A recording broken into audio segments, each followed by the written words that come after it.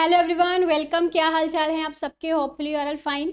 सो आज की इस वीडियो में हम बात कर रहे हैं कॉबवेब मॉडल की। बेसिकली जो कॉबवेब साइकिल है ना, उसके बारे में। तो मैं आपको सबसे पहले बता दूं कि इसी पर मेरी पहले भी एक वीडियो थी कॉबवेब मॉडल पर, जिसमें हमने कॉबवेब मॉडल का अडेप्टिव एक्सपेक्टेशन से रिलेशनशिप देखा था, कन्वर्जेंट डिवर्जेंट केस और रैशनल एंड अडेप्टिव एक्सपेक्टेशंस इसके इसमें क्या रोल है, ये सब समझा था। आप ये वीडियो भी ज़रूर देख लीजिए, हमारे इसी चैनल पर अवेलेबल है, ठीक है।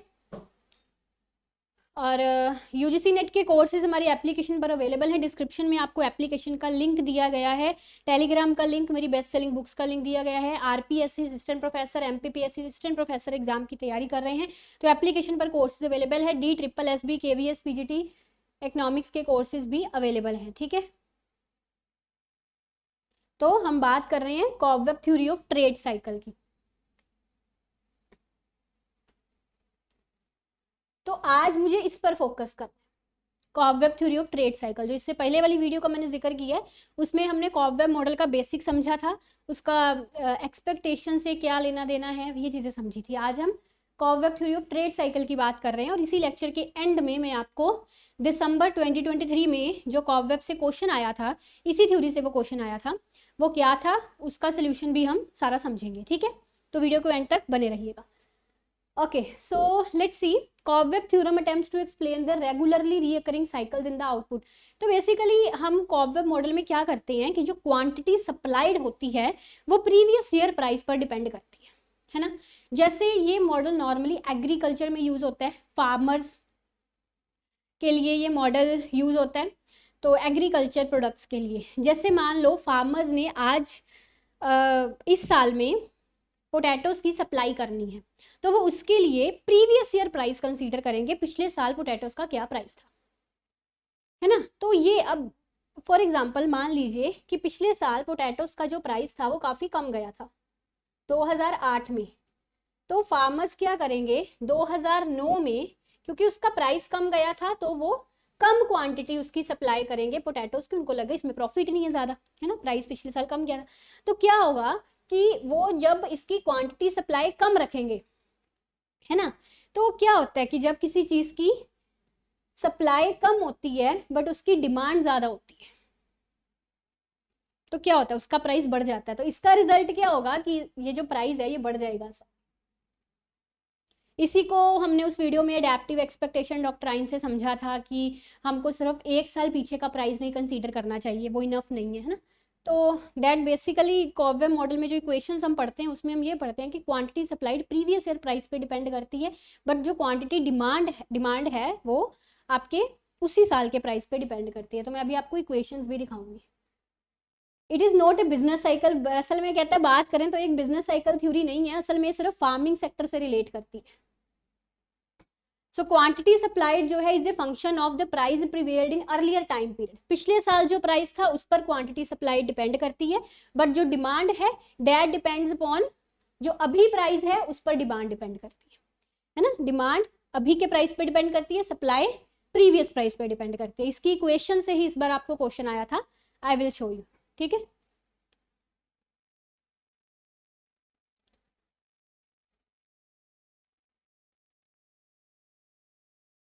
तो अब यहाँ पे वही चीज़ जो मैंने आपको अभी बताई है ना 2007-8 वाली, वही चीज़ यहाँ पे बताई हुई है। The farmer will of course devote large farm एकड़ to wheat cultivation in the next crop. तो यहाँ पे वही एग्जांपल बताई हुई है। देखिए फॉर इंस्टेंस वो कहता है if the price of wheat increases, अगर वीट का प्राइस जो है सितंबर 2017 में बढ़ जाता है तो उसकी सप्लाई उसी वक्त नहीं बढ़ेगी, वीट की सप्लाई उसी वक्त नहीं बढ़ेगी। तो जो फार्मर है अगले साल वो कहेगा कि मुझे ज्यादा एकड़ पर वीट प्रोड्यूस करनी है, यानी कि वीट की सप्लाई ज्यादा देनी है, क्योंकि पिछले साल उसका प्राइस ज्यादा गया था, ठीक है। तो उससे क्या होगा, इंक्रीज इन, जब वो वीट की सप्लाई ज्यादा बढ़ा देगा। The supply of wheat in 2008 will depend upon the price of wheat that prevails इन 2007। 2007 के प्राइस को बेस मानकर वो 2008 में वीट की सप्लाई बढ़ा देगा, ठीक है, और वीट कल्टीवेशन को ज्यादा लैंड डिवोट कर देगा, है ना। तो ये चीज है कि मतलब प्रेजेंट उसकी जो सप्लाई है वो प्रीवियस ईयर के प्राइस पे डिपेंड कर रही है। फिर अब ये जो कॉर्ववेब मॉडल है ये 3 पार्ट्स में यहाँ पे डिवाइड है, कॉन्टिन्यूस कॉर्ववेब, डिवर्जेंट कॉर्ववेब्स एंड कन्वर्जेंट कॉर्ववेब्स। तो इसको समझिए। कॉन्टिन्यूस कॉर्ववेब, कॉन्टिन्यूस कॉर्ववेब के केस में क्या होता है, elasticity of supply and elasticity of demand are equal, ये दोनों बराबर रहते हैं। फिगर में भी हम ये चीज अभी देखेंगे। अगर इलास्टिसिटी सप्लाई डिमांड इक्वल है, यानी कि slope of demand and slope of supply क्या है, इक्वल है। ये देखिए, ये डायग्राम देखिए, यहाँ से शुरू हो रहा है। तो यहाँ पे क्या है कि दोनों के स्लोप, दोनों की इलास्टिसिटी जो है कर्व्स की वो बराबर है। ज्यादा इलास्टिसिटी क्या होती है, अगर कर्व फ्लैक्टर ज्यादा है तो उसकी ज्यादा इलास्टिसिटी है, अगर कर्व स्टीपर ज्यादा है तो उसकी इलास्टिसिटी कम है, और स्लोप इससे उल्टा होता है। देखिए ये जो कर्व मैंने लाइन बनाई है इसमें इलास्टिसिटी ज्यादा है, इसमें इलास्टिसिटी कम है, बट ये जो लाइन है इसमें स्लोप ज्यादा है, इसमें स्लोप कम है। ठीक है, तो ये उल्टे होते हैं इस तरह से। अब कन्वर्जेंट केस में दोनों का केस जो है वो दोनों के स्लोप्स जो हैं, दोनों की इलास्टिसिटीज यानी कि डिमांड वाली इक्वेशन की एंड सप्लाई वाली इक्वेशन की, दोनों की इलास्टिसिटीज, दोनों के स्लोप जो हैं वो इक्वल रहते हैं।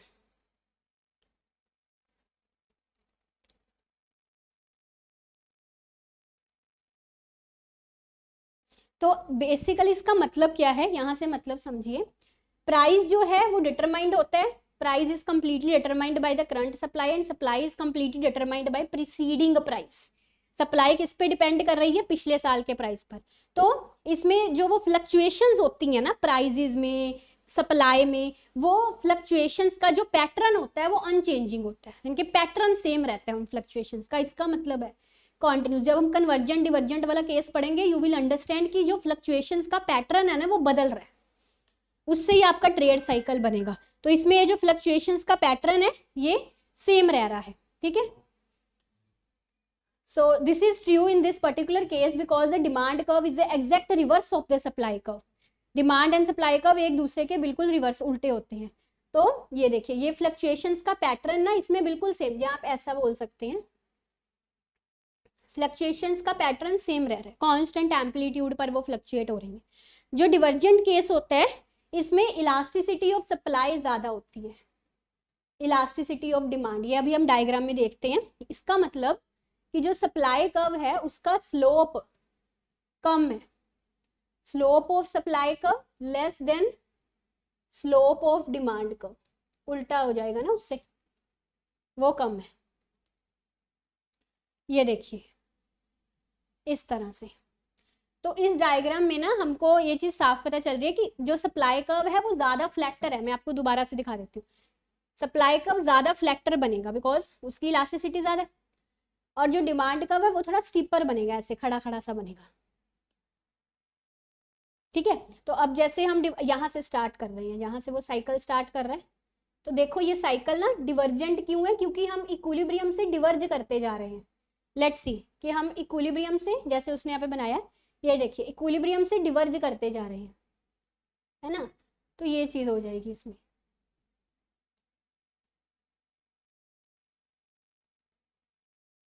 ऐसे मतलब इक्विलिब्रियम से दूर जाते जा रहे हैं हम डिवर्जेंट केस में। ये तभी हो सकता है अगर मेरा सप्लाई कर्व ज्यादा फ्लैक्टर हो डिमांड कर्व से। तो इसका ये डायग्राम बनता है, और इसमें मेन याद रखने वाली चीज ये है कि elasticity of supply is greater than elasticity of demand in that case. ठीक है,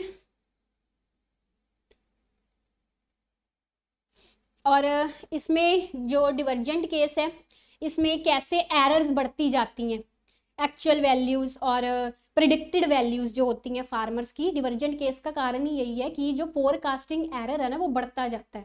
जो एक्चुअल वैल्यू है, जो अपनी प्रिडिक्टेड वैल्यू है फार्मर की, उसमें डिफरेंस बढ़ता जाता है। तो ये एक्चुअल वैल्यू प्रिडिक्टेड वैल्यू में डिफरेंस जानने के लिए आप जो मैंने पहले आपको वीडियो बताई थी ना वो ज़रूर देखना। उसमें मैंने आपको ये सब चीज़ें एक्सपेक्टेशंस, फोरकास्टिंग एरर्स सब समझाए हैं। इसमें हमारा मेन टारगेट है कि हमको इसके कॉर्ववेब फिनोमेना के मेन पॉइंट्स ट्रेड साइकिल वाली थ्योरी से रिलेट करके पढ़ने हैं। ये अब जो आपका कन्वर्जेंट केस है इसमें क्या होता है, इलास्टिसिटी ऑफ सप्लाई जो है वो कम होती है डिमांड से। ठीक है, तो दैट मीन्स स्लोप जो है सप्लाई का वो इसमें ज्यादा रहेगा स्लोप ऑफ डिमांड से। ठीक है, मतलब इससे बिल्कुल उल्टा चले गए हम। ठीक है, तो इसमें ये इसको हम स्टेबल इक्विलिब्रियम का केस भी बोलते हैं। स्टेबल इक्विलिब्रियम का केस, और जो डिवर्जेंट वाला है इसको हम अनस्टेबल बोलते हैं, क्योंकि इक्विलिब्रियम से हम डिवर्ज कर रहे हैं, दूर जाते जा रहे हैं इक्विलिब्रियम से। हैरेट-डोमर का केस मॉडल वाला जो है ना, दूर जाते जा रहे हैं, ये स्टेबल केस है। इसमें फोरकास्टिंग एरर कम होता जा रहा है, हम इक्विलिब्रियम के पास आते जा रहे हैं। ये देखिए, तो ये केस है जिसमें जो मेरा इलास्टिसिटी ऑफ सप्लाई है, ये कर्व थोड़ा खड़ा सा बनेगा, डिमांड वाला कर्व थोड़ा फ्लैटर बनेगा। तो इसमें ना हम इक्विलिब्रियम के पास, ये देखिए यहाँ से जैसे स्टार्ट किया तो यू विल रियलाइज कि हम इक्विलिब्रियम के पास आते जा रहे हैं, देखिए है ना, ये पास इसीलिए आ रहे हैं बिकॉज जो मेरा सप्लाई कर्व है उसकी इलास्टिसिटी कम है और डिमांड कर्व की इलास्टिसिटी ज्यादा है। इसको हम स्टेबल इक्विलिब्रियम वाला केस बोलते हैं। तो जो फ्लक्चुएशंस हैं वो धीरे धीरे कम होती जा रही हैं। प्रोडक्शन एंड प्राइस इक्विलिब्रियम के, production and price approach more and more closely to the equilibrium के पास आते जा रहे हैं। अब ये जो क्वेश्चन आपको एग्जाम में आया था बेसिक, आज इसको हमको अप्रोच करने के लिए चीजें हमने समझी। तो ये उसने आपको एक सिंपल मॉडल दिए थे जो हमने अभी अभी समझे हैं मॉडल, कि जो क्वांटिटी डिमांडेड है वो हमारी प्रेजेंट पीरियड के प्राइस पे डिपेंड कर रही है, और जो क्वांटिटी सप्लाइड है वो हमारे प्रीवियस पीरियड के प्राइस पे डिपेंड कर रही है ना। तो आप इनकी इलास्टिसिटीज या स्लोप्स फाइंड करिए। अगर मैं स्लोप्स फाइंड करूं, स्लोप का मतलब होगा यहाँ पे, ये मतलब होगा स्लोप का, है ना। तो इसका स्लोप जो है पहली इक्वेशन का क्या बन रहा है, इलास्टिसिटी भी आप स्लोप फाइंड करना यहाँ से आसान है। यहाँ पे इसका स्लोप बन रहा है -1/6, है ना, क्योंकि अगर मैं इसकी डेरिवेशन करती हूँ डेल्टा क्यू डी की प्राइस की रिस्पेक्ट में तो -6 आती है, स्लोप इससे उल्टा आ जाएगा -1/6। इसका स्लोप क्या आएगा, इसका स्लोप भी 6 आ जाएगा। अब ये माइनस इसलिए आया बिकॉज ये डिमांड इक्वेशन से था और प्राइस एंड डिमांड में रिलेशन नेगेटिव होता है, इसलिए माइनस का साइन है कि प्राइस बढ़ेगा तो डिमांड कम होगी। डिमांड कर्व का स्लोप नेगेटिव होता है ना ऐसे, इसलिए माइनस आया। माइनस को नहीं हमने देखना, दोनों का स्लोप बराबर है, ठीक है। ये माइनस का कारण मैंने बता दिया। तो जब दोनों का स्लोप बराबर हो तो ये कौन सा केस बनेगा, जो सबसे पहले वाला हमने केस पढ़ा था, ये वो केस है कॉन्टिन्यूस कॉबवेब वाला। कॉन्टिन्यूस कॉबवेब वाला कोर्स है ये, जिसमें हमने यूनिफॉर्म ऑस्किलेशन पढ़ा था। यूनिफॉर्म ऑस्किलेशन कैसे, जैसे मैंने अभी वो डायग्राम बना के दिखाई थी ना आपको, ये वाली, कि जो फ्लक्चुएशंस हैं वो कांस्टेंट एम्पलीट्यूड पर हो रही हैं, है ना।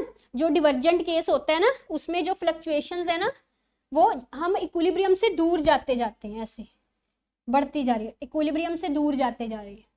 रेड पेन से करती हूँ, 1 मिनट।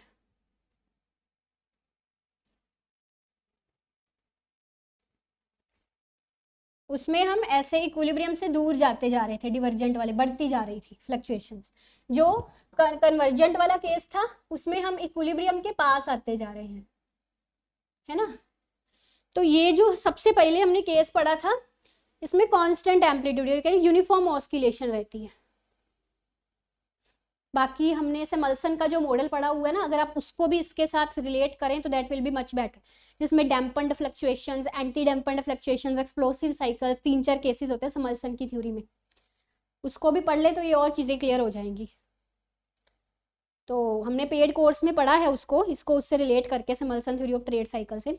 तो इसका आंसर इसलिए ये चीज़ है। ये इक्विलिब्रियम तो आप सिंपली दोनों को इक्वेट करके निकाल सकते हैं। जो पी की वैल्यू 2 आई है ना, दोनों को आप इक्वेट कर देंगे तो पी की वैल्यू 2 ही आएगी।